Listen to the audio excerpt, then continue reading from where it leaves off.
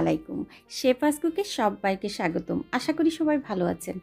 আজকের পর্বে আপনাদের সাথে শেয়ার করছি ব্রোকলি ভর্তা রেসিপি।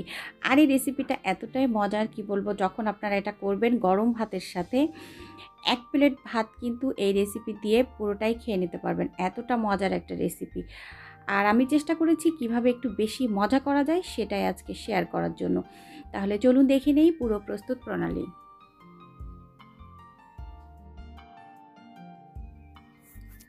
প্রথমে আমি এখানে ব্রোকলি নিয়ে নিয়েছি একটি, আর এখন আমি ব্রোকলিটাকে একটু কেটে নিচ্ছি।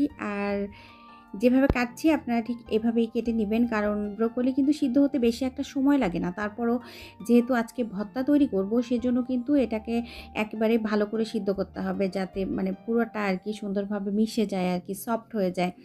তো ব্রোকলির সাথে কিন্তু এই যে একটু খোসা থাকে, আমি একটু দেখিয়ে দিচ্ছি। এইভাবে এটা কিন্তু আপনারা চাইলে বটি দিয়েও কেটে নিতে পারেন, আবার এইভাবে কিন্তু হাত দিয়েও করে নিতে পারেন।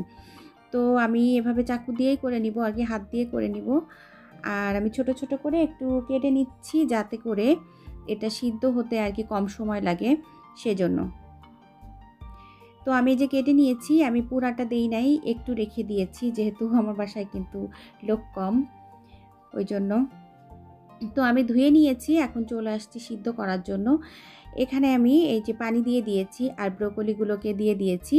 আর পানিটা ঠিক এইভাবে দিবেন, মানে একেবারে ডুবে যাবে না, আবার কিন্তু মানে কমও থাকবে না, একটু আপনারা বুঝে নেবেন। আর যেহেতু আমি পানিটা কিন্তু ফেলে দিব না, পানি ফেলে দিলে কিন্তু ভিটামিন চলে যায়, সেটা কিন্তু আবার একটু মানে ভালো লাগে না, আবার একটু মিষ্টি মিষ্টি ভাবও থাকে, সেটাও চলে যায় আর কি।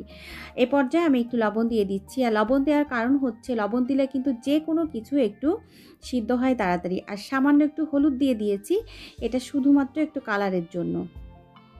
আর যারা হাতে মাখিয়ে ভর্তাটা করবেন তারা চাইলে কিন্তু এই হলুদটা বাদ দিতে পারেন। তো এখন আমি কিছুটা সময় একটু নাড়াচাড়া করে নিচ্ছি। নাড়াচাড়া করে নিয়ে এখন আমি ঢেকে দিব আর কি, সুন্দরভাবে এটাকে সিদ্ধ করে নিব। সিদ্ধ কিন্তু হয়ে গেছে, দেখতে পাচ্ছেন পুরা পানি কিন্তু শুকিয়ে গেছে। এই যে এই পর্যায়ে আমি একটু নাড়াচাড়া করে নিচ্ছি আর দেখে নিচ্ছি যে এটা মানে ভেঙে যাচ্ছে কিনা। তো দেখতে পাচ্ছেন খুবই সুন্দরভাবে সিদ্ধ হয়েছে, একেবারে সফট হয়ে গেছে। তো এর মধ্যে যে একটু পানি আছে আমি কিন্তু সেটাও শুকিয়ে নিব। আর এই পানিটা শুকানোর কারণ হচ্ছে, ভর্তাটা যদি আমি আজকে করে রাখি, কালকে কিন্তু বাহিরে রেখেও খাওয়া যাবে, ফ্রিজে রাখতে হবে না। এটা কিন্তু একটুও নষ্ট হবে না, ভালো থাকবে দীর্ঘ সময় ধরে। তো এখন চলে যাচ্ছি দ্বিতীয় স্টেপে। এই পর্যায়ে আমি প্যান বসিয়ে দিয়েছি, প্যানটা গরম হয়ে গিয়েছে। সেই পর্যায়ে একটু তেলও দিয়ে দিলাম। তেল গরম হয়ে যাওয়ার পর আমি এখানে 4টা শুকনা মরিচ দিয়ে দিয়েছি। এটাকে আমি এখন ভাজি করে নিচ্ছি আর কি। আর আপনারা অবশ্যই ট্রাই করবেন এই ভর্তার মধ্যে মানে শুকনো মরিচটা দেওয়ার জন্য, কারণ শুকনো মরিচ দিলে কিন্তু একটা অন্যরকম ফ্লেভার আসে। তো মরিচটা কিন্তু ভাজা হয়ে গিয়েছে, আমি এই পর্যায়ে মরিচগুলাকে তুলে নিচ্ছি আর কি।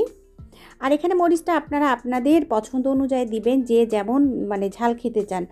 আর ভর্তাতে কিন্তু একটু ঝালটা বেশি হলে ভালো লাগে।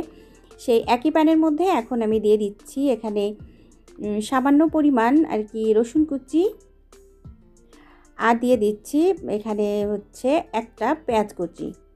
তো এটা কিন্তু আপনারা আপনাদের পছন্দ অনুযায়ী দিবেন আর কি, যেহেতু আমার এখানে কম আছে ওই জন্য কিন্তু আমি কম দিয়েছি। আপনাদের কাছে যদি মানে পরিমাণে বেশি হলে সব কিছু একটু বেশি বেশি করে দিবেন।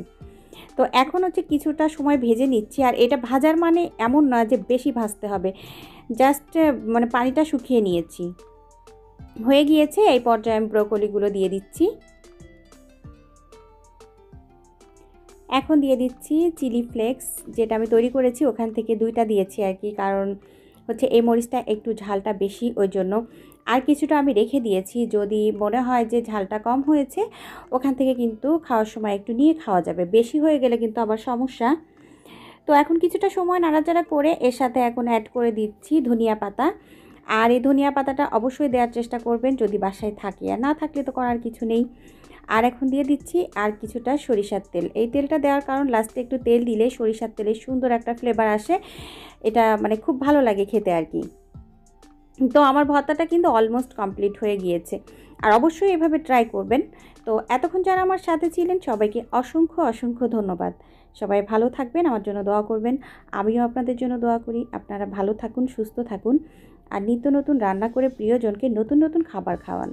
তো আগামী পর্ব দেখার আমন্ত্রণ জানিয়ে আজকের মতো আমি শেফা বিদায় নিচ্ছি। আল্লাহ হাফিজ। আসসালামু আলাইকুম।